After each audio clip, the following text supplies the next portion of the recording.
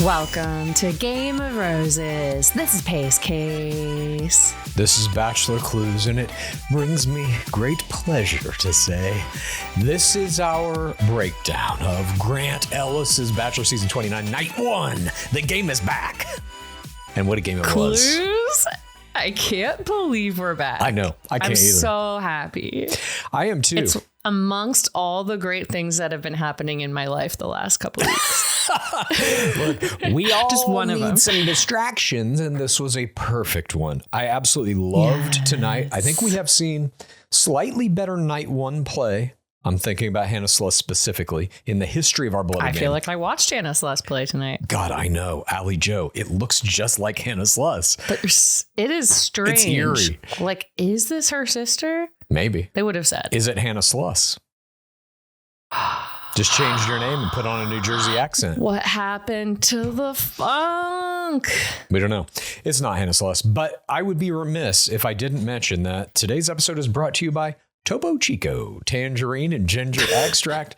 It is the elixir of immortality. If you drink it, you will live forever. I'm really glad that we are putting that in the top spot. Topo Chico, our top sponsor. Yeah.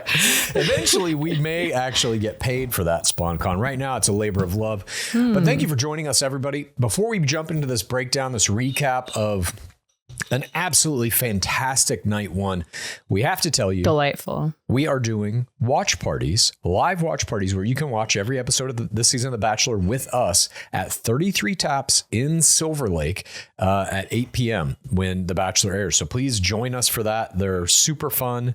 We had a lot of fun doing them last season for Jen Tran, and this season looks to be shaping up to be well. What about Golden Bachelorette? Exactly. We had a lot of fun doing it for Joan Vassos as well. I'm sweeping Golden Bachelor under the carpet. We'll never speak of it again. Oh my God. I can't take this level of gaslighting just overall.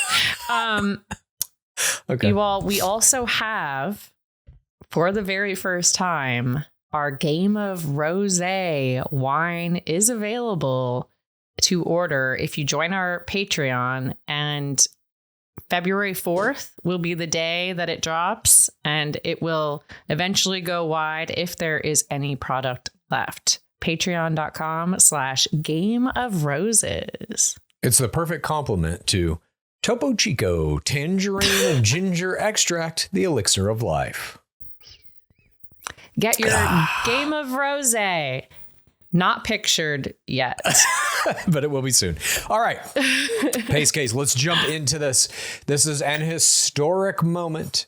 It is Night 1 of Grant Ellis's Bachelor Season 29, and we open with an image of a red brick wall. And one Grant Ellis, his tall frame, slides in front of the brick wall, and we hear Salt and Peppa and En Vogue's 1993 classic reimagining of Linda Lindell's 1968 classic, What a Man. The Salt and Peppa and En Vogue version, Wowie. just for those who want to know, peaked at number 3 on the Billboard Top 100 chart way back in 1993. That's 37 years ago. Did you look this up? I mean, I looked up where they went on the Billboard Hot 100. Yeah. I didn't know they peaked at number 3. No, I just think it'd be funny if you knew that fact. I love Salt and Peppa. This is a classic song. I mean, their song Push It. I remember when that song came out, like blew my mind. Everyone was born in 1993 who's watching this. Cool. I was born sometime before that. No, I actually really loved this intro. I did too. I thought it was very sexy. It was basically just Grant wooing us, the fourth audience, the people watching, with that strong parasocial gaze. I loved it. There was even it was so endearing. Yeah. And then we get, we get to the emotions. We start with the sex and then we get to the emotions. There was also a moment where they did something interesting creatively. They superimposed 3 different Grant Ellises dancing simultaneously over one another, basically. So it looked like there were 3 of him standing in front of that red brick wall. And I didn't quite get that exactly why they would want to do that. It seemed frivolous to me. I thought that was a TikTok I homage. appreciate it. Oh, maybe it is. Who knows? It was like, oops, we filmed these videos on vertical.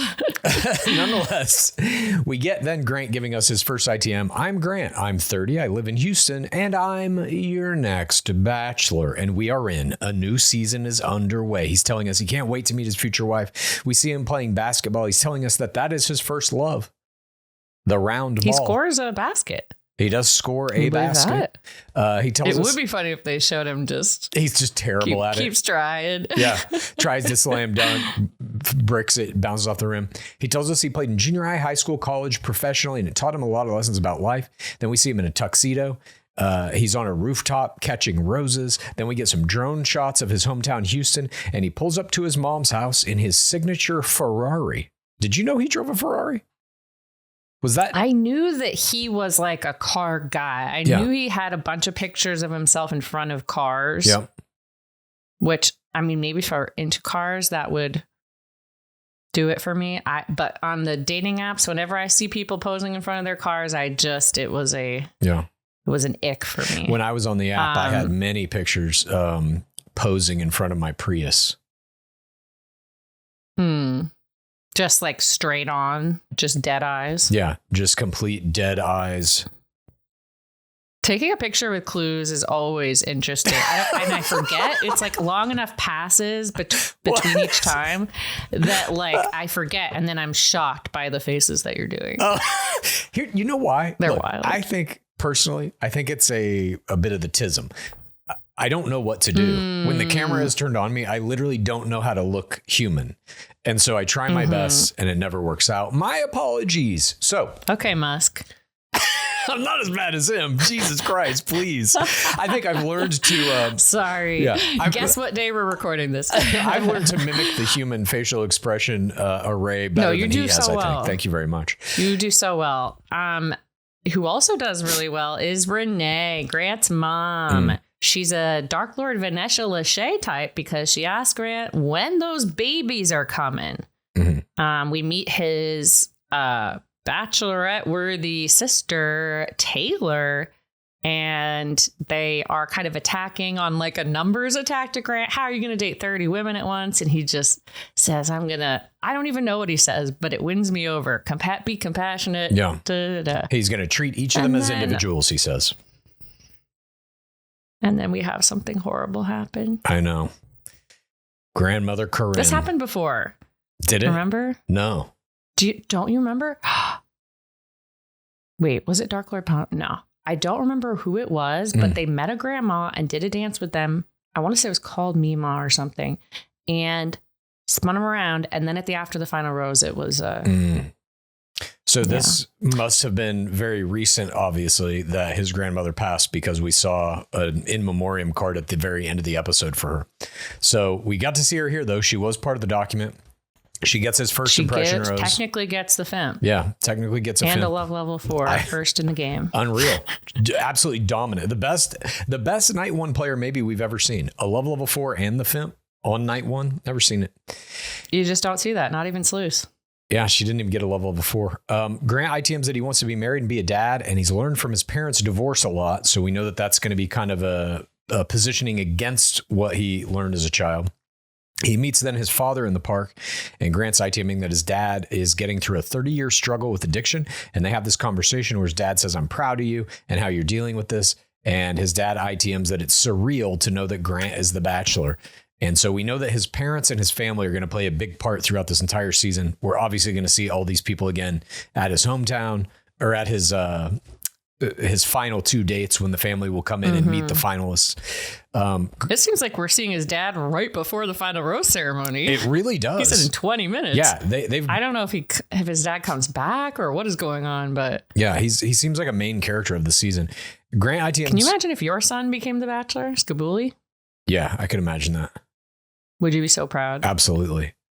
I'd make him the greatest bachelor of all time. The greatest cat bachelor of all time. I could see you two in the park at Golden Hour talking. Yeah, I'm going to be now. Look, here's how you can tell who the villain's going to be and who the fool is going to be. Don't get caught in this trap if they try to make you tattle on somebody. No. He'd tattle on everybody. Grant ITMs that his parents argued a lot when he was little, and he couldn't speak to his dad about the addiction. His mom put her head down and worked, and he reveals that they never said they loved each other. They never ate dinner together. So he's come from this kind of almost a loveless family This is Jen upbringing. Tran all over again. It absolutely is. And then we see him playing basketball alone. He says basketball was his escape. We see him dunk, and I'm reminded of the guys I play basketball with at LA Fitness. This is what I play basketball, just to let you know, me and Grant Ellis do have some things in common. Okay. At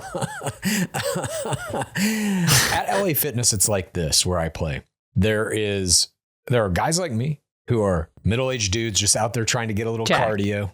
Sure, jacked.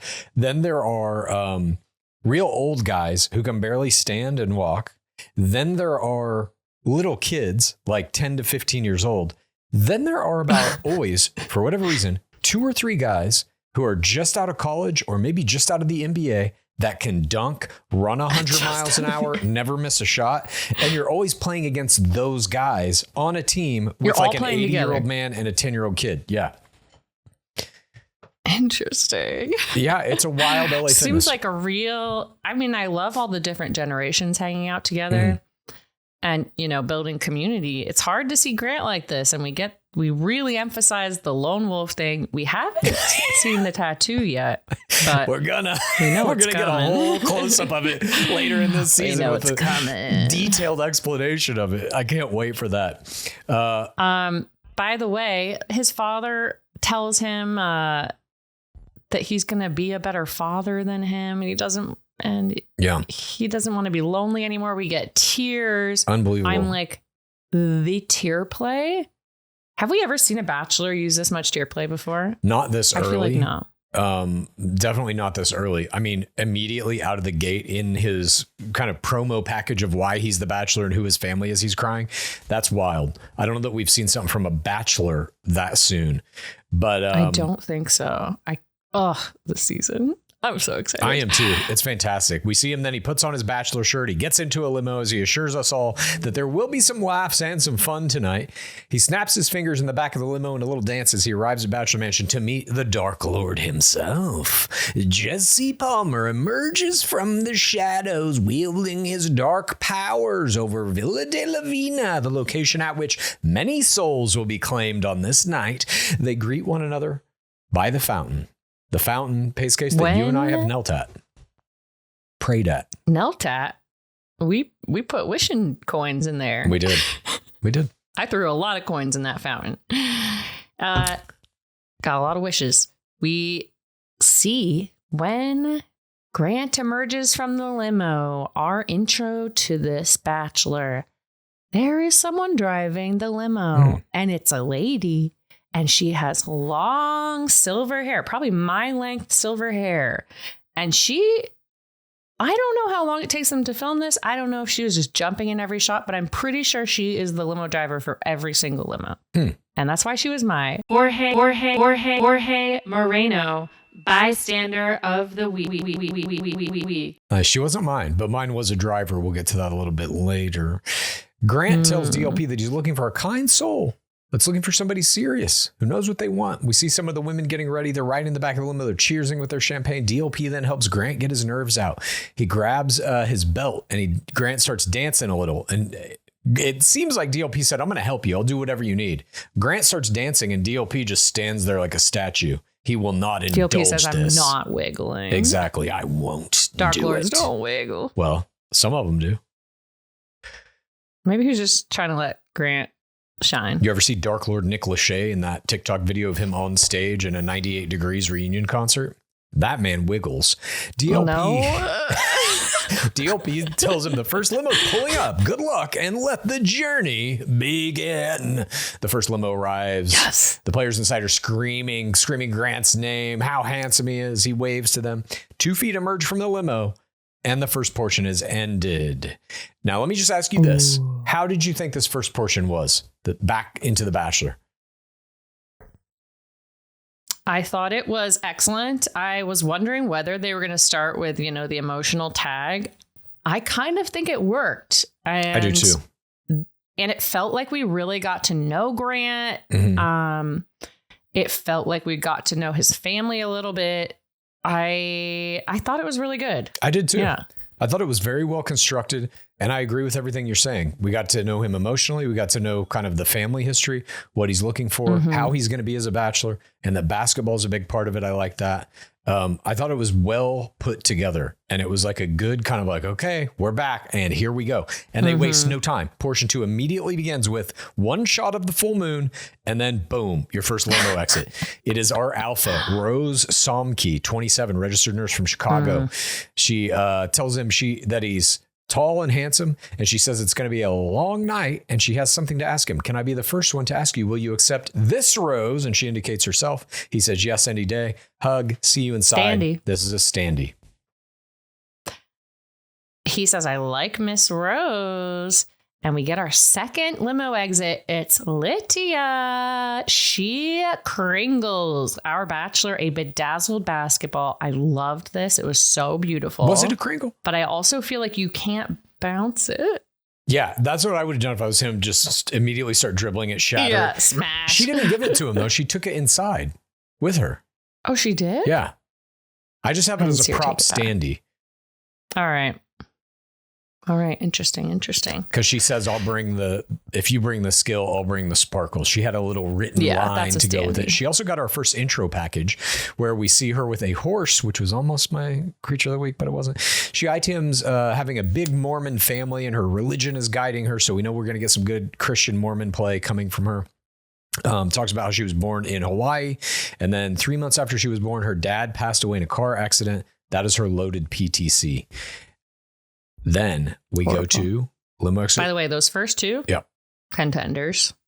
That's what I'm saying. We went through their social media. They all were. Some of the 8 players who got eliminated tonight, I was just like, damn, I would have loved to have seen them play in season. I know. There were like no duds really. Haven't eliminated anyone. I always wish that on night one. Yeah. They'll just be like, actually, you all stay. I think that would be great. I think they should do some kind of game of attrition in week 1. Like let all 25 to 30 whatever players have a full week of play to really see, at any rate. Yeah.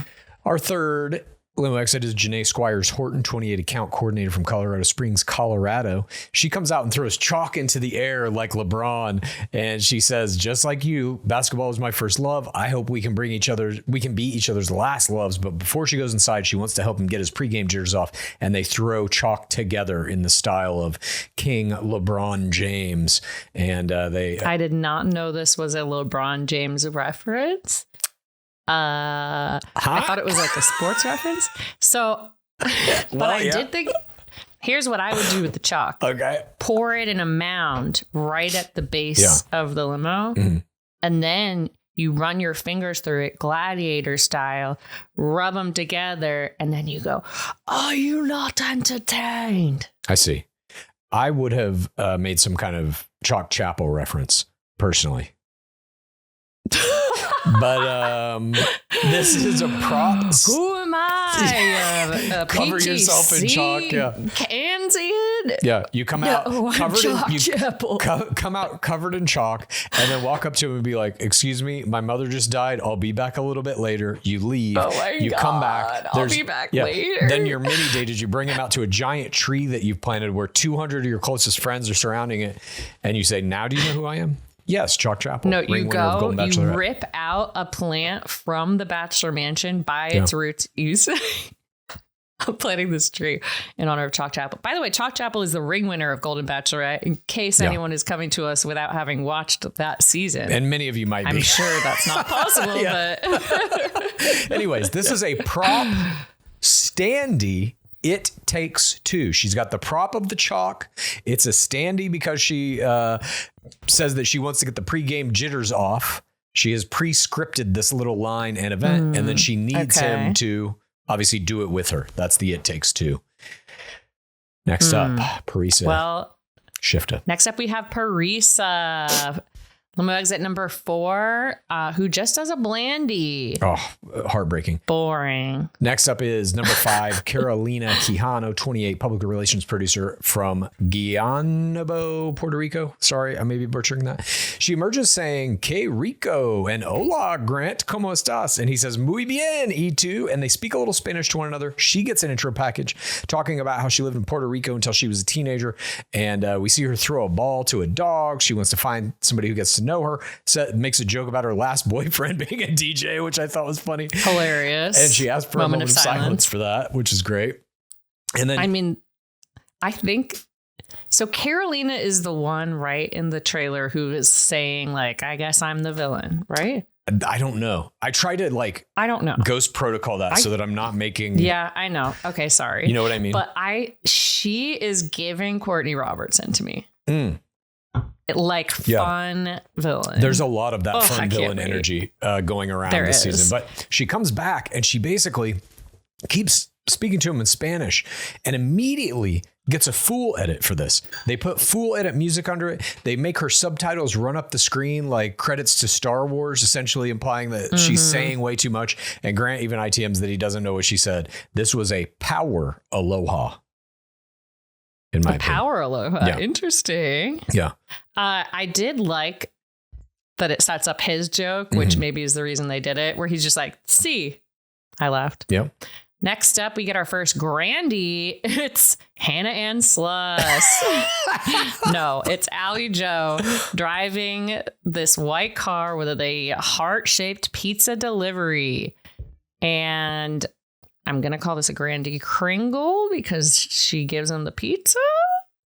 I don't know. No one's really giving him anything. And a standee. He doesn't hold any of the props. I think it's a Grandy prop standee Kringle because she says of the pizza, she's like, "I want to give you a piece of my heart." And there's the heart-shaped pizza. Oh. Well, yeah, the pizza is already a prop. I consider that already a standee, like a performance. Yeah. Then we get the montage of the first players in the house all agreeing that he's hot and tall. This is a time-honored tradition. You will get this after the first 5 to 6 limo exits. We then see the hot and tall. Yeah. They're always astounded by how hot he is, how charming he is, how tall he is, and how good he smells. Then we see our 7th limo exit. It is Dina Lepancu, 31, attorney, Chicago. He compliments her dress. She says she loves Chicago, and he will too. We get our 3rd intro package here. I loved that. That was improv. Yeah. Wasn't it? I don't know. I don't know if it was improv or written. I have a standee here, I think because of what she does later. Yeah.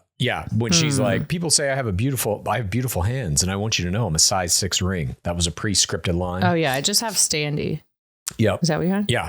But we see a little bit of her in her native Chicago as an attorney. And she kind of talks about how she's underestimated as a female attorney and she's going to kick people's asses. I like this attitude right out of the gate.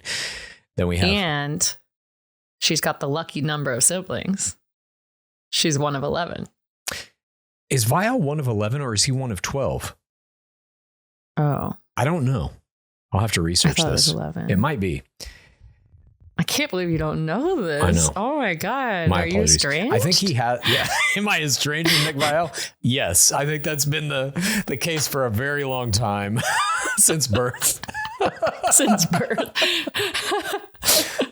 Okay. Next up. I loved that limo exit by Dina.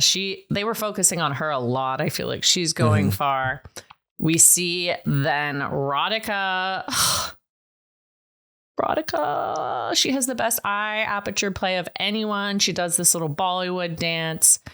Very close to Grant's wiggle. I thought he would like that. Yep. And next up we get Alicia. I remember this from the Instagram ad. She does a little genie in a bottle, rub the lamp thing. And then our wish might be Grant, which I guess we'll consider a standee. I mean, what else can you consider it? Standees don't have to be good. They just have to be premeditated. Like a line that you've written, it can be a pun. This obviously was one. We've had the argument in the opposite direction. Oh, that it has to be good? That you have to be able to perform? No, I mean, like, sometimes I've been like, well, that's a standee. And you're like, well, that's not good. It's not. Okay. I'm like, yes, it is. If it's any pre-written. Yeah, I agree with you. I agree with you 100%. Next up is Natalie Phillips. She's our 10th limo exit, 25-year-old PhD student from Louisville, Kentucky. She brings him worry stones that she says will soak up his worry. This is a Kringle because she gives the gift. We then have Beverly Ortega in 11th slot, 30-year-old insurance salesperson from Howard Beach, New York, wearing a Miss Dominican Republic sash. Says she almost competed in Miss Dominican Republic, but she thought it would be better to come here and compete for Miss Ellis. She then turns the sash around to reveal it says Miss Ellis printed on the back. This is a trick or treat because she's in costume prop. Is it? Huh? Wait, sorry. Is it an homage? Didn't Kaylin Miller Keys do this sash reveal play? Oh God, did she? Yeah. Let me see. We've definitely seen a sash transition play before. Yeah, I called this a prop standy tot. Kaylin, yes, you're right. Kaylin Miller Keys had a tot standy Miss North Carolina / Miss Underwood. Hopefully I can get another title. You know, it's funny to go Except back. that was a title she already had. That's the difference. That's true. She did win that. I like being like almost, I'm just going to wear an almost president sash. It's funny to go back and look through our old data. This was obviously Colton Underwood season 23 with Kaylin Miller Keys. It literally is just tot standy, Miss North Carolina sash / Miss Underwood. Hopefully I can get another title. Now, if you look in the grid, it's a fucking full paragraph. Detailed explanation of every step that is taken in the limo exits. That's where I'm at now. That's what my life has become. We then get, wait, who are we on? Number 12. Okay. You can hear hooves coming up the driveway, and we see a player coming in with a llama. Grant misidentifies it as a donkey by sound, and we cliffhang. We get a casting card looking for your herd. Then portion 3 begins. That 12th limo exit is continued, and we get Alex Godden, 27, pediatric speech therapist, New Brunswick, Canada. Grant pets this creature, this llama, and Alex says she grew up on a farm in Canada and Canadians are the nicest people in the world. So why not introduce you to my no drama llama? We learn that this llama's name is Linda. She gets her own chyron that tells us she's 5 years old and from Los Angeles. And Linda, the no drama LA llama, was my creature of the week. This LA icon creature was also my creature of the week. There was just no competition. The llama was the Adam Jr. of this episode, featured throughout, had its own chyron. There's not that many creatures that get that. Had its own All chyron? I can think of is Rachel Lindsay's dog. Yeah, Copper got his own chyron. Yeah, absolutely. And lines of dialogue. Linda the llama was speaking to people all night long. If anything, too much screen time for me. They overused Linda. But yeah. I labeled this as a Grandy Standy no offense, sidecar. Linda, that wasn't your decision. Grandy Standy. Yes. I count Linda as a character in the show because based on the chyron. No drama llama, I count as a standy, Absolutely, right? yeah. And there was no limo exit. She walked in with the llama. That's a Grandy. Then Alex brings Linda the llama into the house to mix reactions. Some people like this, some people don't. Natalie gets an early IFI. IFI is injury, fear, or illness play. ITM about being spit on by a llama as a child. I was wondering if that was going to happen. Oh, I thought that was a PTC. Oh, we can do that too. IFI, PTC, I thought that was ITM. like a bumper car PTC. It's an IFI, PTC, ITM about being spit on by a llama as a child. Linda then gets some more screen time with Alex, who agrees that girls are all pretty and she wouldn't want to be in Grant's shoes. And in this moment, when Alex Godden is talking to Linda the llama, the face play she gives was my face play of the game. It's kind of a frowning down face with full eye aperture, like, ooh, Grant's in trouble. And I thought from that second, I was like, she's going to be the face player of the season. 100%. Oh my God. 13 is Juliana. She's Italian. She kringles a cannoli and they quote Lady and the Tramp, a technique we discuss a lot in our book, How to Win the Bachelor. Have we ever seen a Lady and the Tramp of a cannoli? I don't know. I loved it. I absolutely loved this play. I think Lady and the Tramping food objects, it becomes better the more unwieldy the food item is. I would love to see somebody Lady in the Tramping like a beef brisket, a foot-long sandwich, meatloaf. Yeah. Something of this nature. Lady in the Tramping is so good because it's like, first of all, they get food. That's great. And that's like a sense memory. So they're going to remember you. And you get physically close, maybe even kiss. Right. Plus, you know, that shot that's going to get you both in profile with whatever the thing is that you're eating, you know, right between your mouths. That shot is going to be like all over the internet the next day. So it's very good. This, just generally speaking, Lady in the Tramp, every time you eat, I would do that. I would go on hunger strike until I can Lady in the Tramp. Do not eat food unless you're Lady in the Tramping it. I called this It Takes Two Kringle. Same. Great. Really funny line by Grant. He tells her to be prepared because there's a llama in there. And she does this series of face play. She's never seen a llama in real life. And that's where it is so funny. Right after she says that, that's where Linda gets her first line in an ITM, in quotes, saying, somebody needs to get out more. The llama is throwing shade at Juliana Pasquarosa for not having seen a llama in real life.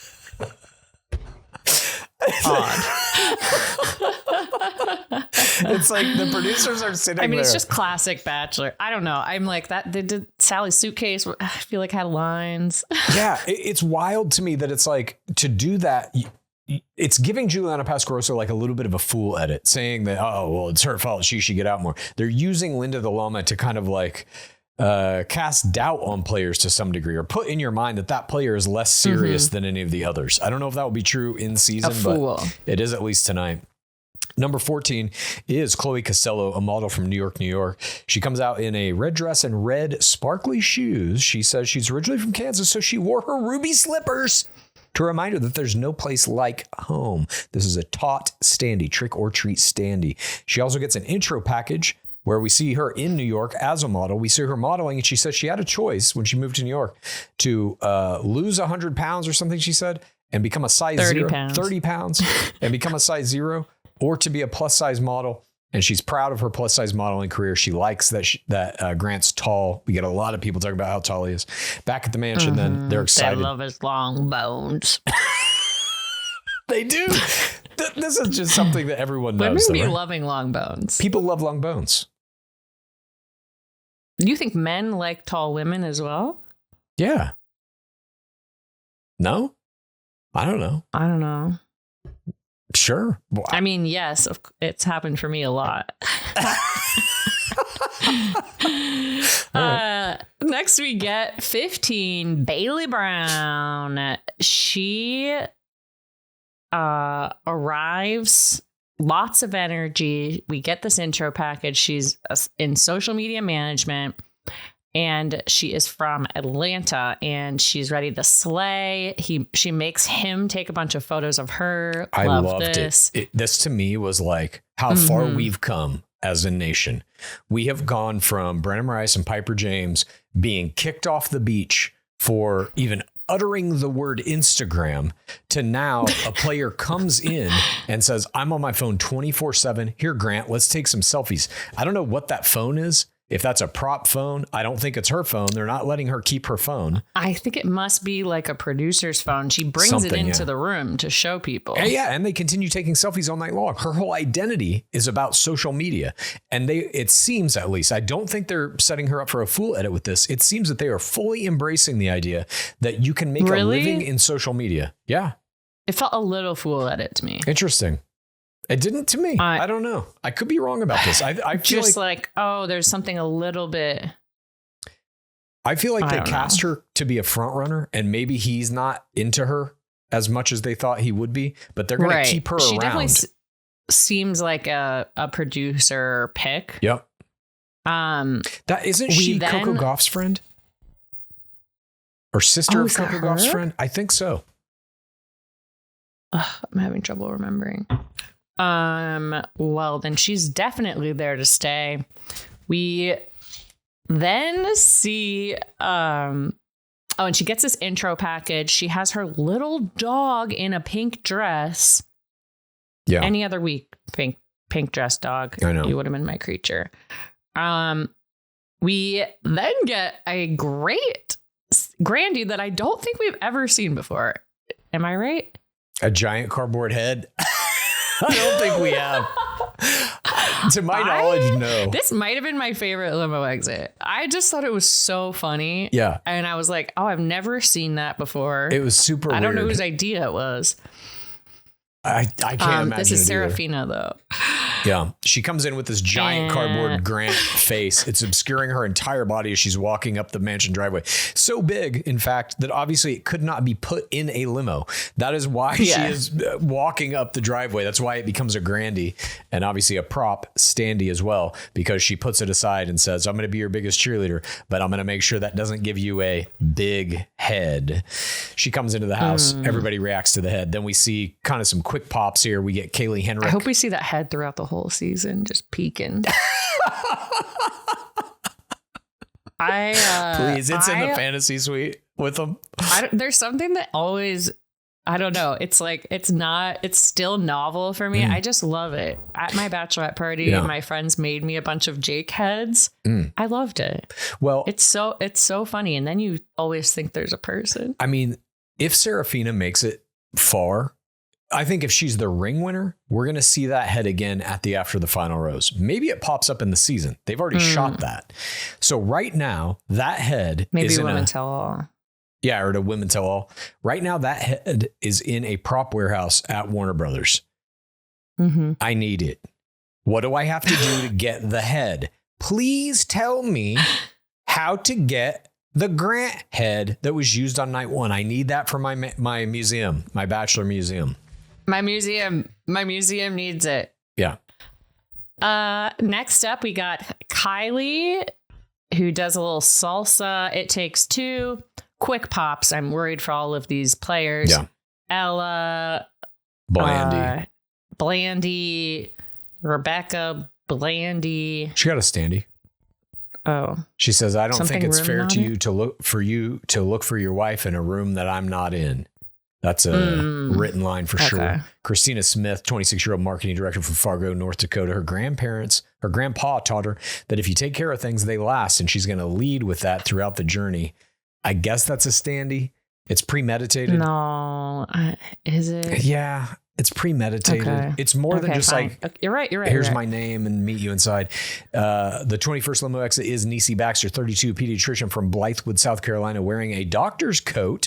She says she's a pediatrician so she can commit to something for a long time. Taught standee. Kelsey Curtis, 26, great line. Interior design, Brooklyn, New York. She's wearing a basketball jersey that says Mrs. Ellis. This is a trick or treat, a taught. We then have Savannah Quinn, 27, wedding planner, walks in holding a wedding cake, which I guess couldn't. And it's a Grandy. Yeah, couldn't fit that in the limo either, I guess. And there's little Grant and Savannah cake toppers. And the other women are all looking at that cake, their mouths watering. I want some of that cake. And she comes into the mansion with the cake. I thought for sure they were setting up some scenario where she was going to try to use the cake later in her mini date, but somebody would have eaten it. And then they didn't. Oh, nothing came of it. I thought for sure we were going to see that mini date, see some face play, see him Lady and Tramp in that cake. Cut it out. I mean, well, she was cut, right? Yes. I think that's why you don't get a mini date. Sorry. Nonetheless. You're in the quick pops category. Look, I wanted no one to go home. I agree. We see them talking about everyone's limo exits. Dina says she's not that grandiose.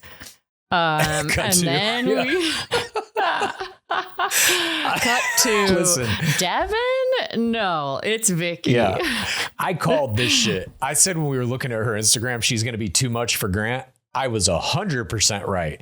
She comes in. This is a wild prop Grandy. She is a 28 nightclub server from Las Vegas, Nevada, also a former Raiders girl. That is an NFL cheerleader.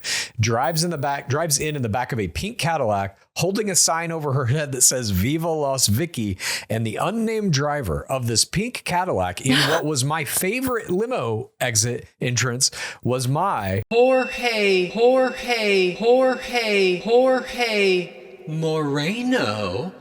bystander of the week. I mean, it's like, it's the Vicky show as soon as she's in frame one.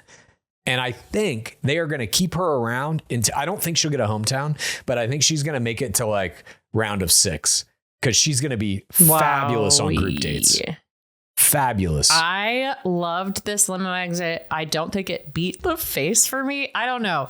It was tough, but what I liked about it was that whenever I'm asked what my limo exit would be, I always say that I would try to come up with a combination of every single limo exit type, where I'm like in a hot dog car, driving a wiener dog in a hot dog costume. Yeah. I'm in a hot dog costume. I'm making me eat hot dogs. I'm doing a joke, that kind of thing. And it kind of felt like that with this. It was like, I'm not only going to be driving in the car, I'm going to be with the sign. Oh, it was great. Yeah. Bringing my bystander. Serafina ITMs that she doesn't know if Linda is a llama or a camel. And I said, she's one to watch. Animal Confusion plays very traditional. We, of course, had a huge animal confusion kerfuffle over, is this a shark? Is this a dolphin? Back when Alexis Waters came in what was clearly a dolphin costume or a shark costume and then said she was a dolphin. Also, camel's already been done. Lacey. Yeah, that is true. Came in on a camel.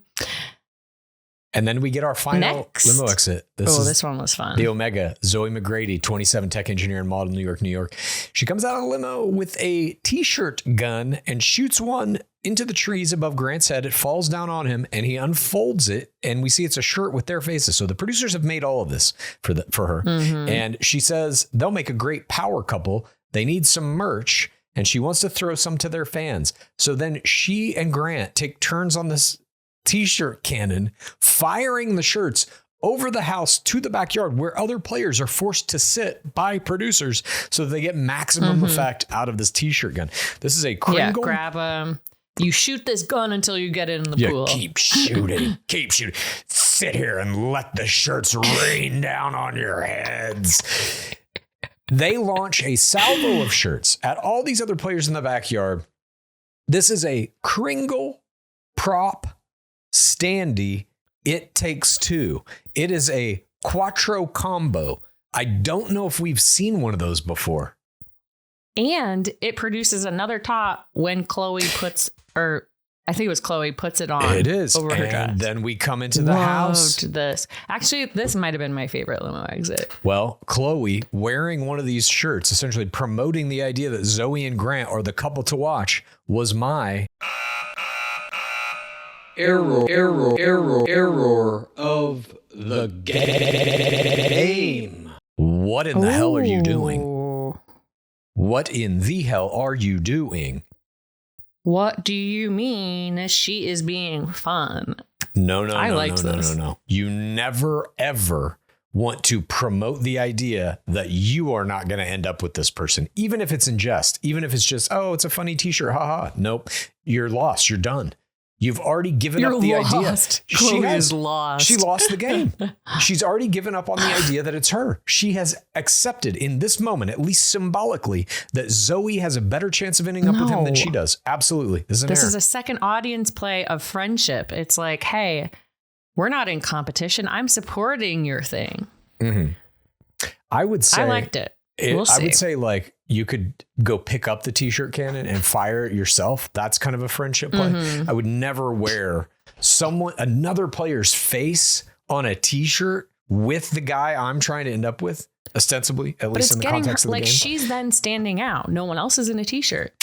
Yeah, but what does it get you? Attention. It gets you, like, if that winds up on the internet, you're wearing a t-shirt with not your face on it, but another player's. It was a massive error to me. There was another one too that I didn't think was great. At any rate, that is the last of our limo exits. And Zoe then ITMs that she thinks they're the best looking couple there, which then essentially means she thinks she's the best looking woman there, right? Is that the only way that can be taken? I guess so. I mean, we look the most like each other. Yeah, I don't really know. But I said a little bit of villain vibes going on there. And we then go into portion 4. People are taking selfies with Linda, the llama, and they make jokes with Linda as they await Grant's entry. He comes in. Dina is the first responder with a drink for him. Then immediately after that, Alicia walks up and says, "Hi, honey," and clinks glasses with him. This is almost like a second responder, essentially, which I don't think we've ever seen. They're here to play. No. Oh, yes. The little cheers. Yeah. Loved. It was like, I've you never might be seen able to that give him the before. drink, but ting, I'm going to get my moment too. And then we get Grant's. Ting, and you're not even going to be the conversation first responder. Yeah, exactly. Just drink. We then get Grant's inauguration speech. Before he starts, he wants to make his intentions known. He wants to be a husband. He wants to find a wife and have a family. He's here for love. He has questions for them. What does love mean to each of them? To him, it's the little things: a flower, a kiss, a hug, a conversation. Something he appreciates is a woman's strength, her intuition to know what she wants. He learned that from his mom, who signed him up for the show. They all cheers. I thought this was a great inauguration speech. It's so good. Grant bringing up his mom, bringing up that he wants to have kids. It's exactly in theme with his Bachelor season, what we're getting from him, that he's very 4TRR, in touch with his emotions, respectful of women. And Grant's inauguration speech was my play of the game. Oh. This was one of my favorite inauguration speeches I've ever seen. I agree. I loved it. And, you know, it's also bringing up a character that we're going to see later in the mom.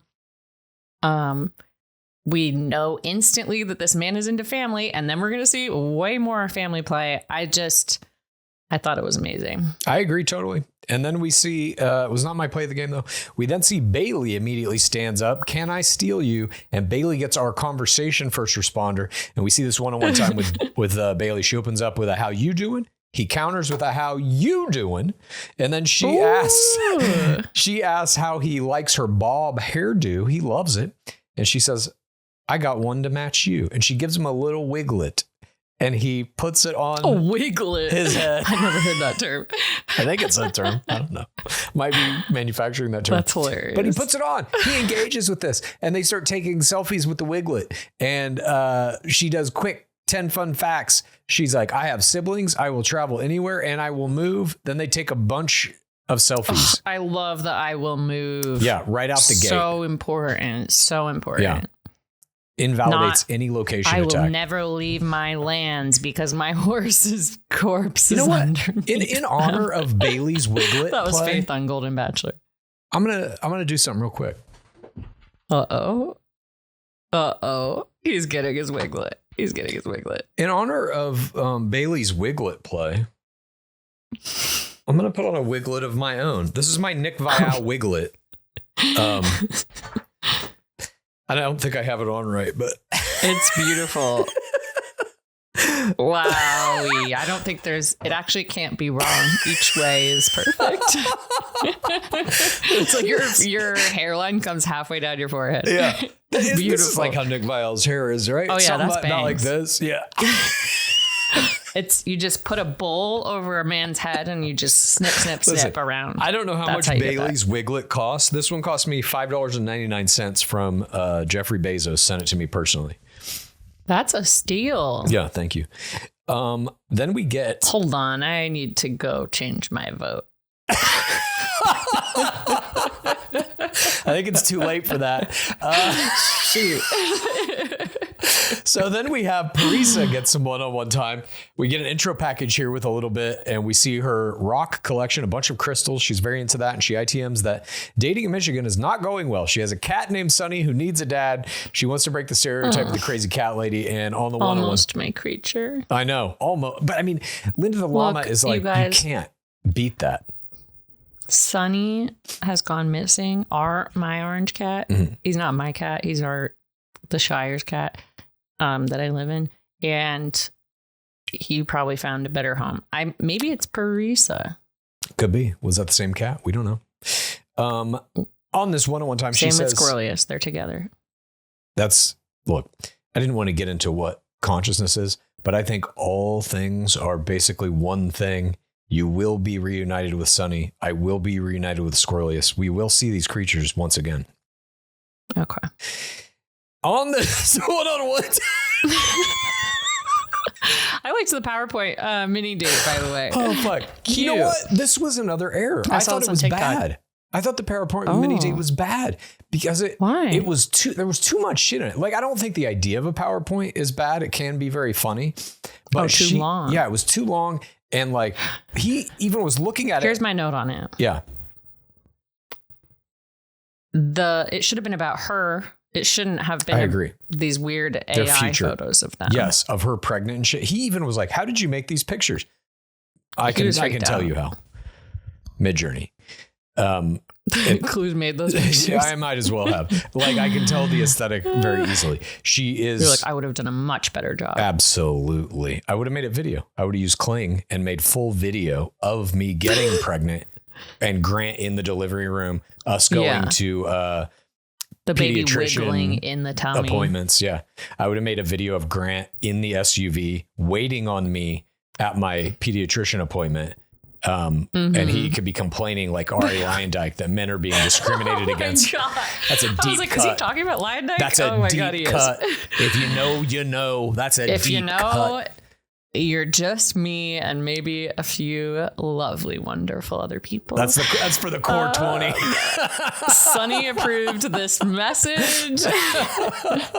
Oh yeah, I wrote, should have made it about her. And the girls start chatting. When's Grant gonna do the first kiss? So you know it's coming. And we get an interesting move by Alicia, a little 4TR PVC play. I don't kiss on a first date. Mm-hmm. And then it turns out to be a lie. Yeah. They all are agreeing still that he's tall. And then they all joke about. They still agree he's tall. He's still very tall. He has not lost any of the height. The length in his bones seems to be consistent. They then joke about him being somebody's husband. And they all know the first kiss is going to have a massive effect. We then see this one-on-one time with Alicia. He puts his arm around her because she's cold. Who knows if she really is, but she was playing like she was. That was a good play. They agree. Her dress is trying to extract a gentleman. Exactly. Yeah, he didn't gentleman her, though. He just arm around. She says she was raised with a single mom, doesn't know her biological father. That is a loaded PTC there. She watched her. I think we'll hear more about that later is what I'm saying. She watched her mom scrub toilets to send her and her sister to school, and she believes everything happens for a reason. He agrees. He says he feels a connection with her and he's attracted to her. The real her, she says, is sour candy and sweatpants watching a movie. I thought that was a very specific description of candy, and it reminded me of Love Island, where what is your favorite candy is a viable thing to ask to get to know somebody very well. Wait, you don't think that's a good question? What's your favorite candy? What if you want to buy him candy? I don't know. I haven't eaten candy in ages except gins. If you even want to call that candy. Oh, God. I don't want to call it candy. My what ginger chews. Oh, yeah. My ginger chews. Okay, yeah. It is candy, Chad. Don't Have worry. I mentioned Topo Chico, tangerine and ginger extract? I don't eat or drink anything unless it has ginger in it at this point. Okay. It's not true. So they agree they're going to watch the movie The Notebook together. And then we get the first kiss. Alicia scores that big first kiss. The other players are forced by producers to stand there and watch, peeping Tom style. They all have negative reactions to it. But Alicia says if you're a bird, I'm a bird, she said. Yeah. As a kiss lead in line. Yeah. Worked out. Worked. And she then has this moment where she's like, I don't usually kiss on the first date. I didn't expect that, but I like it. And the other players are all like, this is getting intense now. We begin portion 5. One-on-one time, Juliana. She's playing the piano and Grant's singing. We saw that, I believe, in one of the promo packages, right? Well, we saw him playing piano with another player. I won't say who in the trailer. But she says her 2 favorite artists are Pop Smoke and Sinatra. Yeah. Love this. Disparate. Juliana is one of my favorite players to watch so far. I agree. She talks about her family. We see her family doing car karaoke. I love that they're still doing the intro packages later on so we can remember who they are. And she plays a PTC. In this intro package, I was in a relationship for a long time, cheated on a lot, brought me to a dark place mentally.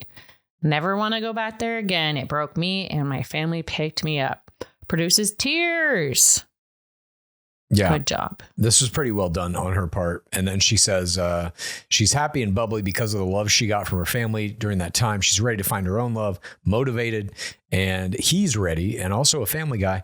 And he says, I'm financially stable and emotionally stable and physically stable. I just need somebody to share all these stabilities with. And he has his eye on her.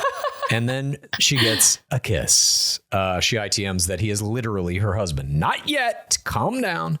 Natalie ITMs that she has her worry stone tucked in her dress because all the women here are great. We then see one-on-one time with Carolina. She says he looks optimistic and he thinks it can work. He's taking his time, he says. She says, you don't want to call me your wife yet? Okay. I thought that was a funny little play. And she says what makes her happy is spending time with her family. She wants a family of her own. Her sibs are so much older than her that sometimes she felt alone. Once her parents are gone, she wants to know that she can have her own family. Grant is also scared of his parents dying and wants to pass on all the things they've taught him to his children. She tears here, and Carolina ITM's more tears saying she doesn't want to be the girl who cries on this show, but the producers are going to make you that because you're doing it. And he does tell her that he thinks his wife is there. Her tear play was almost my play of the game. Yeah, she was good. Like, it's a very dark conversation for the first mini date, but it's producing emotions in both of them, and that's good. Yeah. They're feeling stuff. I agree. And she is very meta about it. I don't want to be the girl that cries on the show. LOL. Too late. Too late. We get quick pops of one-on-one time with Kelsey, Allie Joe. And then Serafina, someone playing basketball. And then Janae. we slow down to one-on-one time with Dina. And he says, you have a calming presence. She says, I've never gotten that before. I love that. I know. It's like, methinks you don't know me too well.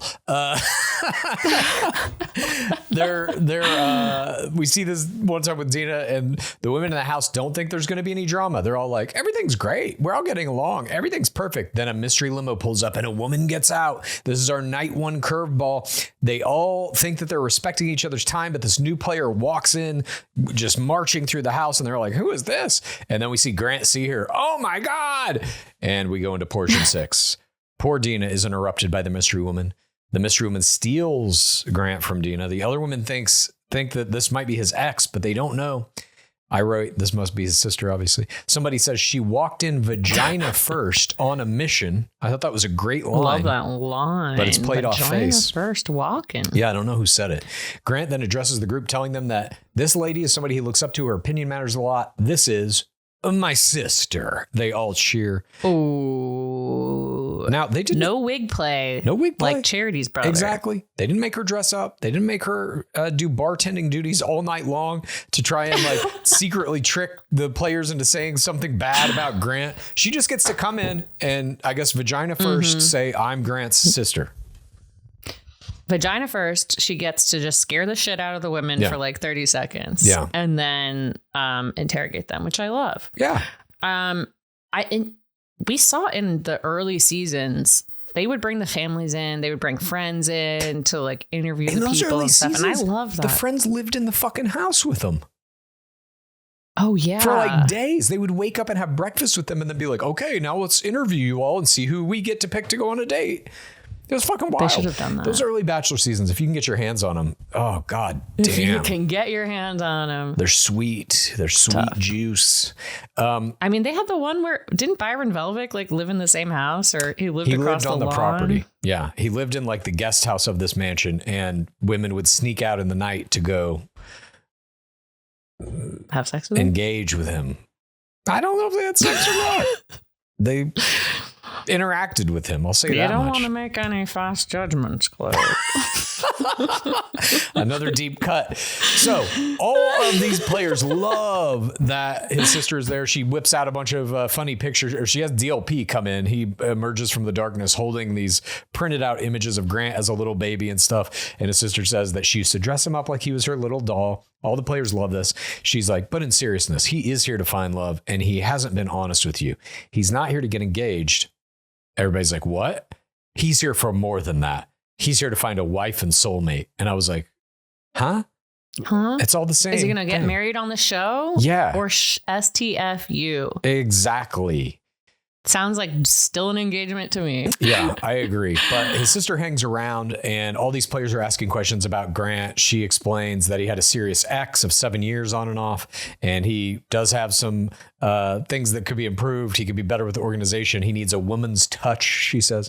The players all agree that her insight is important. And Taylor ITMs that she's getting good vibes from these players overall. She tells him in a little conversation with just Taylor and Grant, she says, I like all of them. You're going to have a hard decision. And Grant ITMs that he trusts his sister. Then we get this one-on-one time with Lydia. No names, though. Correct. What on earth? Yeah, it seemed like this was kind of rushed a little bit. Yeah, I mean, I don't know if she's going to be around for the rest of the season to maybe help him pick dates or something. I have no idea. She was very underutilized, I thought. They could have done that. They could have said sister gets to pick the first date. Totally. But we get a reveal from Grant that he has 2 cars, a Ferrari and an Acura. So that's how you could fit a kid. He tells that to Lydia. And she's like, so you drive a Ferrari? What's that about? I also have an Acura. Okay, then it's fine. She does get a kiss out of this. It's, how people have 2 cars. Yeah, my Ferrari, my Acura. I had a Prius. Yeah, she gets a kiss. I had a 2011 I think Prius. Lydia is a front runner. I think so too. I had a 2011 Prius that I absolutely loved, and I was going to drive it till the end of time. And then it got totaled on the 134 freeway by a maniac in a Suburban going 65 miles an hour in gridlock traffic. And I don't have it anymore. That would have been my second car. I do. I'll still claim it. I'll say that I do have 2 cars. I have a current Prius that is drivable, and I have a totaled one somewhere in a junkyard. She tells the other women. Then I guess I have lots of cars. Yeah. I've only got about like 3 or 4, I guess. But Lydia comes in and she tells the other women, I recommend kissing him. It's really good. DLP then enters with the Fimp, and we see the tone change, all the buttholes pucker. Now it's getting serious. The buttholes pucker? Yeah. You never heard that phrase? My dad used to say that all the time. This is what he's taught me. Seems like your dad phrase. That would be if I was in Grant's position where he's like, my parents have taught me all this stuff and I want to pass it down. I'd be like, here's what my dad's taught me. The phrase buttholes pucker to mean you're nervous. And emotional walls. Yeah. And he taught me a limerick called Piss Pop Pete that's highly offensive when I was about 5 years old. She tells these other women, though, you should kiss him. DLP comes in with the Fimp. What about baseball, Chad? Heard of it? He in quotes taught me how to play baseball. We'll call it that. Some people never get to play catch. Oh, really? Well, I mean, depending on how that goes, I guess you might want to consider yourself lucky. The Fimp isn't the only thing, though, that he's bringing in. This Fimp means so much more. And we begin portion 7, where DLP tells us whoever gets this Fimp is going to get the first one-on-one. A lot is riding on that rose. And this is another curveball. Now, let's talk about this game-wise. Does this matter? Yeah. Generally speaking, the first impression rose winner will get a one-on-one date somewhere in the season. Not necessarily the first one, but that has happened. The very first Usually not. The first Fimp ever given also got the first date. Trish Snyder. I feel like it's happened a couple of times. It has. I went through our notes. It has happened multiple times. So, good. I also looked back to see there was another Fimp that came with something extra. In season 9, Prince Lorenzo Borghese's Fimp had diamond earrings attached to it. So it isn't the first time that the Fimp has come with something extra. That's the best Fimp we've gotten. I agree. Those earrings are still worth something. Your first one-on-one date may not Clues be. will buy them. Yeah. No, I won't. They're probably like $80,000 Just know earrings. anything from the show will be bought. if you're selling. That's true.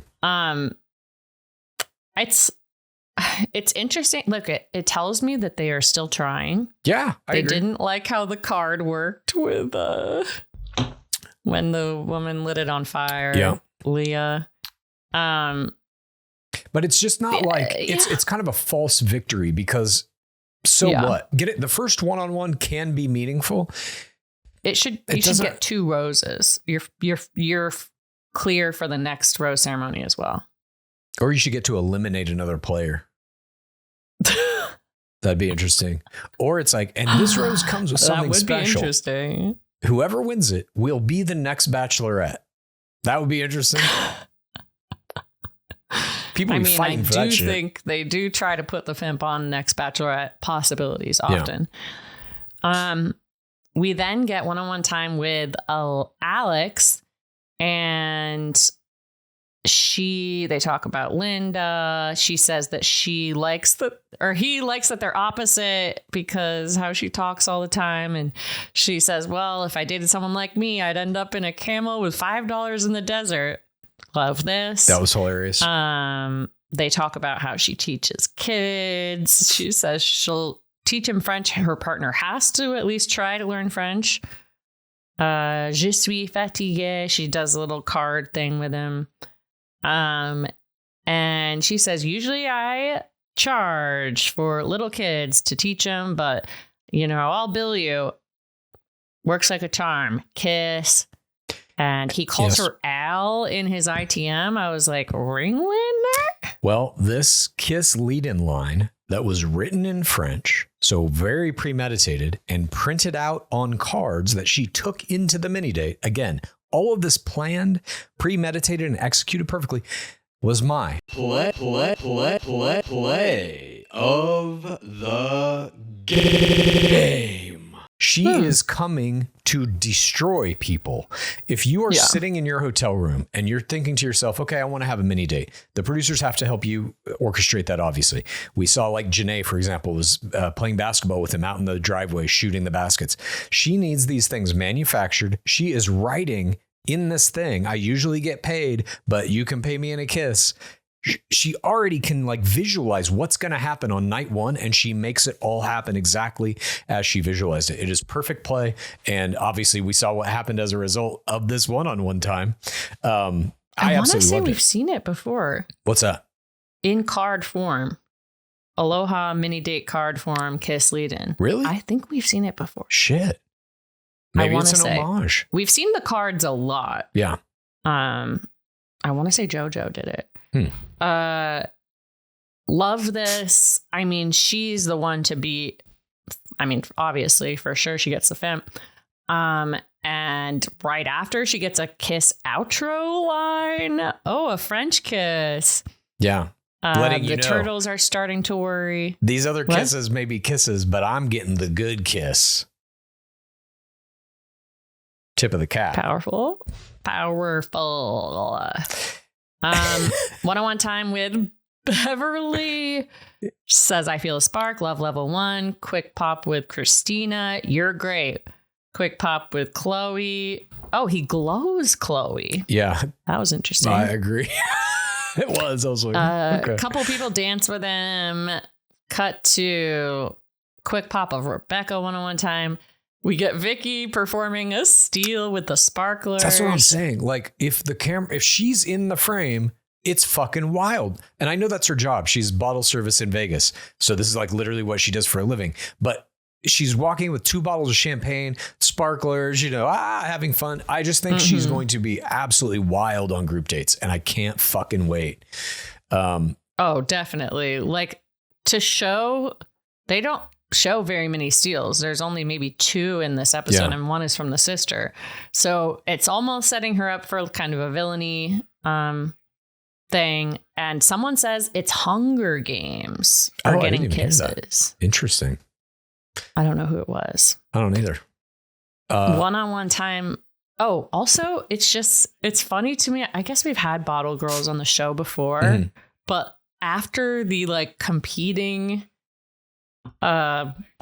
bottle girl signs, Yeah. Jen ain't it. It's very interesting. It's strongly in the zeitgeist right now. Yeah. We then get one-on-one time with Zoe, the t-shirt shooter. And she says, I was kind of a nerd. I went to Duke for engineering. Gets that out in the first minute. I just say, Zoe, if you're a real nerd, show me your bag of 20-sided dice. If you ain't carrying it on you, and if you ain't got at least 100 of them, you ain't no nerd. I mean, sorry. Look, I don't know. We'll see. Maybe is she the one with the Harry Potter trivia? She might have been. Here. She might have been. There were a couple self-proclaimed nerds in the Instagrams. This is a 20-sided dice that has suspended in it a tiny plastic squirrel. I don't know if you can see that on my camera, but and I don't even consider myself a nerd. I don't. What is the definition of a nerd to you? Somebody who has 120-sided dice in a velvet or leather bag hanging from their belt at all times. Oh, all times. Yeah. Okay. Because you never know when an impromptu game of Dungeons and Dragons is going to break out and you need your die. Anyways, do you carry your die around with you? No, I'm not a nerd. Do you have a die necklace? I'm not a nerd. We get then the cake. We see the woman with the cake, like she's gonna perform a steal, but then we never see it. Why are we even showing us this? They end this portion on a cliffhanger of like Savannah comes in with the cake and is like, oh, this is gonna be great. And I'm like, is she gonna dump that cake? What's about to happen? And then she walks in to see Grant kissing Zoe and is like, oh my God. And that's it. We never see what happens after that. We come in portion 8 and he's sitting with Natalie on their one-on-one time. And she's talking about how this is a continuity error. It's just bad editing. How can you not show us this? If you're going to build it up, you have to pay it off. Otherwise, it's like, what the fuck am I watching? You should have just cut the whole cake thing out. We literally see Rose say they're going to eat that cake like they're married. Yeah. And then we don't see what happens. Never see it again. No reference to it ever again. But we do see Natalie. She says she's going for her doctorate in psychology. She works with kids in a hospital. It's hard, but it fuels her. She's trying to make their experience better where she can. She wants to do a breathing exercise with them, smell the flowers, then blow out the birthday candles. Another joke here about getting paid for their sessions. That's the second doctor or therapy kind of thing, getting paid for sessions joke made tonight. The same joke. That was crazy. Yeah, it was very strange. He says seeing her heart is attractive to him. I feel so bad for the second one. I know. You got scooped. Because the first one got the Fimp. The players are still staring at that Fimp, getting anxiety. We see Rose's one-on-one time.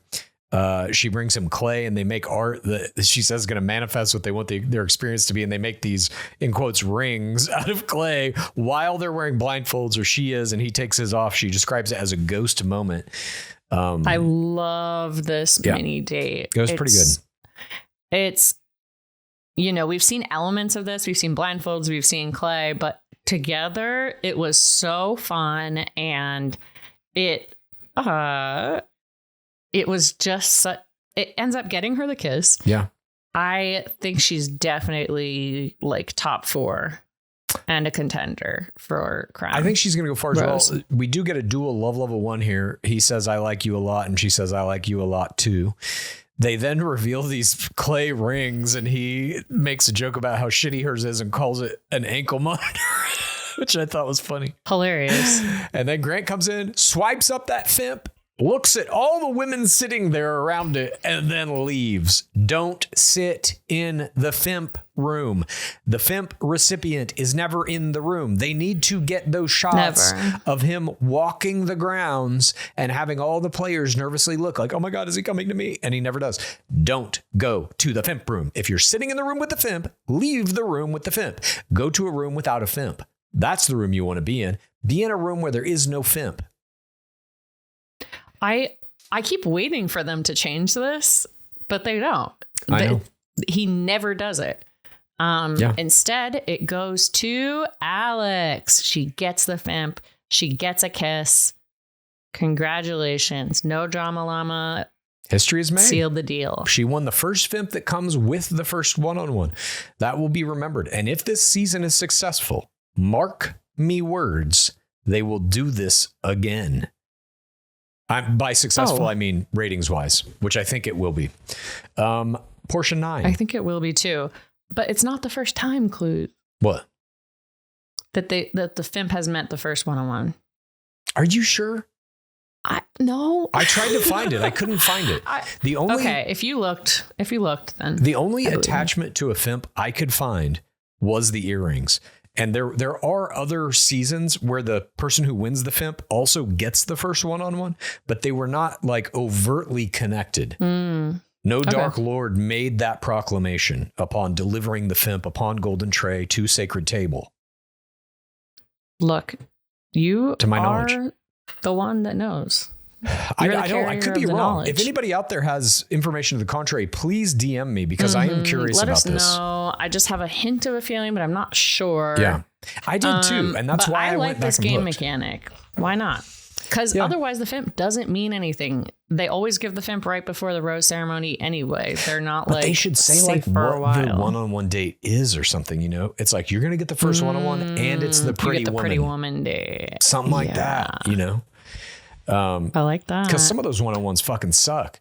It's like, oh, you got to jump off this fucking building. Oh, Jesus, really? I don't want to fucking do that. All one-on-ones are good. They're all valuable. Of course, because you get the dinner, you get the time to play your PTCs and stuff.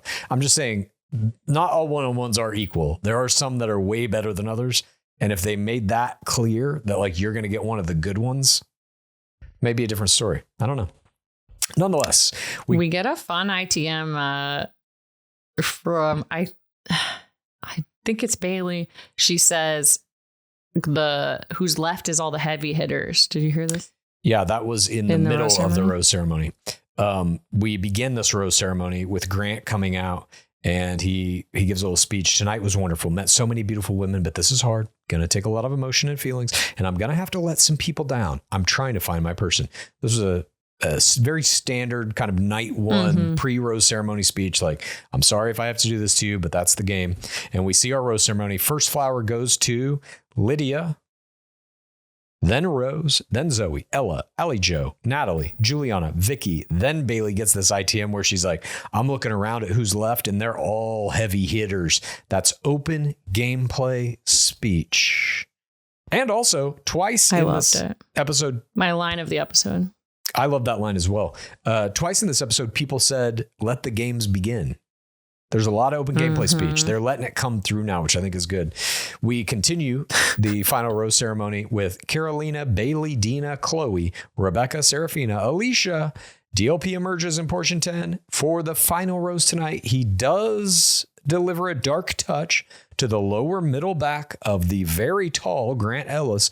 And we see the final rose goes to none other than our PowerPoint aficionado, Parisa, the 16th rose. DLP then emerges once again to deliver that Tam Sig, that take a moment, say your goodbyes. And we do indeed have to say goodbye to 8 players: Beverly Ortega, Christina Smith, Janae Squires Horton, Kelsey Curtis, Kaylee Henrik, Nisi Baxter, Radhika Gupta, Savannah Quinn. We thank you for your time in our beloved game. It might have been short, but it is no less important than what any other player delivers to this game. There is always a culling on night one. You are the sacrifices that make this game possible. Perhaps we will see one or more of you on the stinging sands of Paradise Season 10 later this year. So do what you got to do to get on that win. I think it'll be erotica. What? Erotica? What'd you say? I think it'll be erotica. I thought you said something about erotica. To me, she reminded me of Blonde Cat with her face play. No, look, all these players were they had things to offer. I could have seen any of them go on.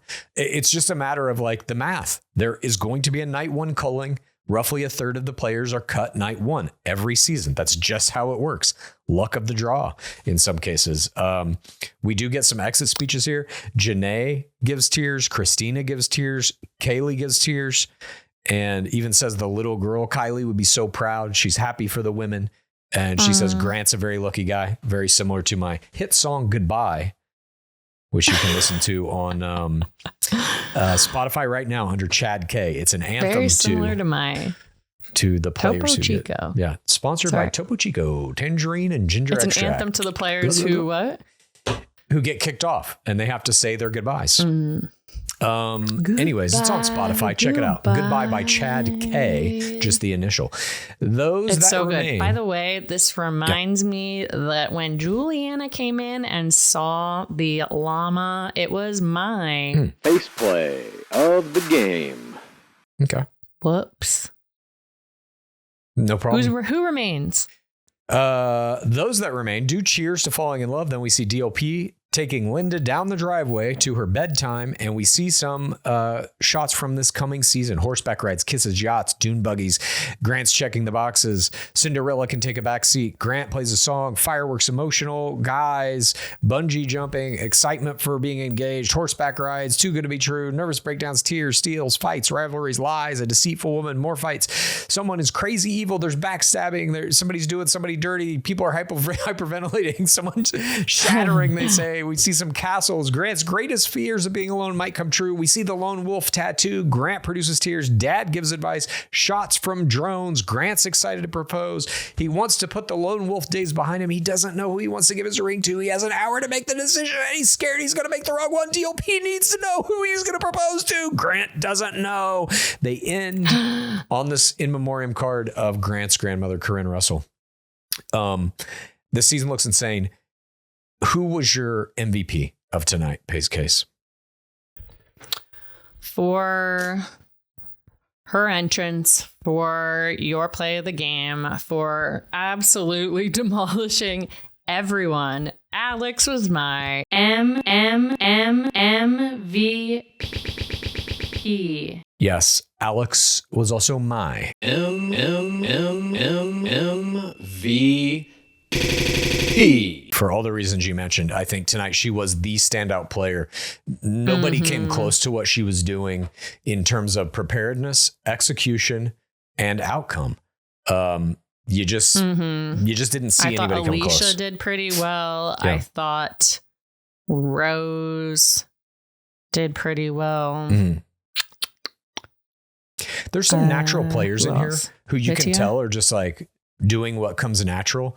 Alex, to me, is somebody who has studied this game and is playing it from night one at a high level. I think what we're going to see from her this season is literally going to change how this game can be played in terms of, again, a professional, prepared player coming in, understanding the possible situations you might find yourself in and knowing how to handle yourself. I'm looking very forward to seeing what she's going to do for the rest of the season. Me too. And by her entrance and her mini date that she has the third audience, the producers, hook, line, and sinker. Yeah, she's being massively helped. I don't think you're going to see her getting a fool edit. I don't think you're going to see her getting a villain edit. I think if anything, she might be in line for a heartbreak type edit, and you might be looking at your next bachelorette. She could be the next bachelorette. That said, I think she's up there. Who do you think are the contenders? Who do you think the final four will be? Who do you think will be the next bachelorette? I think Zoe is up there. I think, unfortunately, I don't think Allie Joe is there for anybody but the third audience. I don't think he likes her. So I think she's going to maybe not even get a hometown, but I think she's going to do some impressive stuff, especially on the sports group dates. Like if they make her play tackle football, somebody's fucking dying, period. And it won't be her. You know, you thought what Luke Parker did to Luke Stone on that Call rugby an date. ambulance, but not for me. Yeah, exactly. What Luke Parker did to Luke Stone on that rugby date in Bachelorette 15, Hannah Brown ain't gonna have nothing on what Allie Joe's gonna do to somebody. I like Juliana very much. Yes. And I gotta say, Juliana, I think will go far. I think Vicky is kind of in the same boat as Allie Joe. I don't think he's into her. Like I said, when we looked at her social media, I think she's too much for him. But I think the producers recognize in her somebody who's going to make great group date TV. And so I think they're going to keep her around till late season as well. Interesting. You know who I was kind of disappointed in is Rebecca. We looked at her social media and I was blown away by it. But she didn't give much on night one. Maybe she's going to be a dark horse. I'm not sure. But she was kind of disappointing to me tonight. Yeah, she wasn't really in the document. Yeah. I think if I had to guess, Zoe, Rose, Alicia, Alex. That would be my guess. I think those are right good, now. good guesses. But yeah, I'm very curious. It's such a professional player pool. Yeah. I can't wait. This is something different. I can't wait. You just don't see like the top two, he can't decide. Yeah. Are we getting a Charlie O'Connell again? I mean, maybe. This is when The Bachelor couldn't decide and then made an agreement to date both finalists for 3 months. Yeah, just kept dating. Let me just go ahead and date them until after the final rose, and then live on TV, I'll break up with one of them. Yeah. That season is historic in so many ways. The only one shot in New York City. The only one where The Bachelor grabbed and shook Dark Lord Harrison upon first meeting him. I love that one. Technically, you got like a version of limo exit kind of things happening. Do you remember that? When they all had to come up to him. Speed dating? Yeah, with the speed dates. Do I remember that? It's one of the most memorable ones. Yeah. That was 2 first impression roses were given So on that odd. season, by the way. I can't wait to see Carolina play too. Yeah, she's going to be great. Yes. At any rate, this season is, I think, kicking off with a night one that is really just, to me, what I took away from it. It is about the elevation of play across the board. These errors that we're talking about I couldn't even come up with one. They were pretty minuscule. Even the t-shirt thing, which I didn't like. I agree with what you're saying. It got her screen time, and it is a good second audience play that you're like, I can be your friend. Look, I give it an error only because I think it diminishes your own persona slightly, but it's not really like a giant error. It wasn't costly or anything. And I don't even think the PowerPoint was like that costly. I just think it was kind of weird. Like both of these plays were tonally a little off. The PowerPoint focus would be my error. Yeah. Not the PowerPoint. I like the PowerPoint. Yeah, exactly. I like the cat. It was the execution. Just more about her, less AI pictures of her and Grant. You could have one. Yeah. That's you know what funny. it should have been? It should have been just AI pictures of, she should have launched a meme coin of Grant. And it was just a bunch of meme coins that she made of him as Superman. That's such a good idea. Yeah. Be like, look, Grant, I just made you $120 million. Do you want half of it? Then you have to marry me. Love that. Pretty good idea. Love that. That's very modern. Yeah, very modern. Thank you, everyone, for joining us for our coverage of Grant Ellis's season 29 of The Bachelor, night 1. We hope you will join us for all of the rest of the season. I simply cannot wait to cover it with you. And please also join us if you can. If you're in the LA area at any time on a Monday, drop by 33 Taps. I guess not at any time at 8 p.m. or later. We will be there. Open. Yeah, we'll be there watching The Bachelor with whoever wants to show up. And it's a good time. We really treat it like the sport that it is. There's cheering, there's booing. We do little kind of historical talks in the commercials to talk about what that's a reference to or what this is a reference to, et cetera, et cetera. When you said historical talks, I was like, wait, what do you mean? Just saying. Like we talk about like Abe Lincoln? Yeah. By the way, something interesting to me about this player pool is it is an old player pool. And by old, I mean old for The Bachelor. Mm-hmm. No one is under 25. Oh, wow. That's interesting. Like that seems intentional to me. Yeah, for sure. Huh. They're aging it up a little bit. Oh, he wants a wife. Yeah, people who are serious about it. That's smart. Child brides. That's smart. They all need to have their prefrontal cortex, their brain fully formed. Nice. Yeah. They have to be able to astral project. I'm getting so close. You have Clues no idea. You can't even. I'm so close. I'm so close to an out-of-body experience. It's going to happen within weeks, I think. That's the thing I was supposed to tell you. My little surprise. Oh, yeah? I started listening to the telepathy tapes. Yeah, what'd you think? So it is fascinating. Yeah. What a good storyteller, first of all. I know. She puts that together so well. It's unbelievable. Yeah. It's literally like Serial. It's very, very similar, like kind of storytelling ways and pacing and stuff. And I have no idea. You know, I'm open-minded. Have you gotten to the Talk on the Hill yet? Where they talk about that? Yes. Okay. Yes. I've gotten to Houston. I've gotten to Akil. And maybe I've done 3 episodes. Yeah. What? You've been to the Hill? I'm going to try to go there. I highly encourage everybody to listen to the telepathy tapes if you haven't. We don't really ever plug other podcasts I'm doing like we're not being paid or anything. I listened to this podcast on the recommendation of several people from the pit, no less. And I don't know if it's scientifically sound. I have no idea, for the record. What is scientifically but sound? It is very interesting. What is scientifically sound? We can discuss this some other time. I don't want to get on a whole diatribe, but suffice it to say, contemporary science, which is based on materialism, physicalism, does not account for any human experience, what we all experience as flavors, emotions, sounds, feelings. Science cannot measure these things, our contemporary scientific model. And therefore, I think there's a big blind spot in if something is, in quotes, scientifically accurate. You know what I mean? Well, there's a big blind spot, which is we can only take in things that our senses, evolutionarily. I had never even heard the term materialism. Anyway, cannot wait to break down the season with you, Clues. Same. We need this. We needed this, and I'm so happy. Absolutely. Thank you, everybody, for joining us. We will see you on Friday with This Week in Bachelor Nation. Praise be Dark Lord Palmer. Please rate this podcast. Please review this podcast. Please get a friend to listen to us. And then please rate this podcast. Please review this podcast.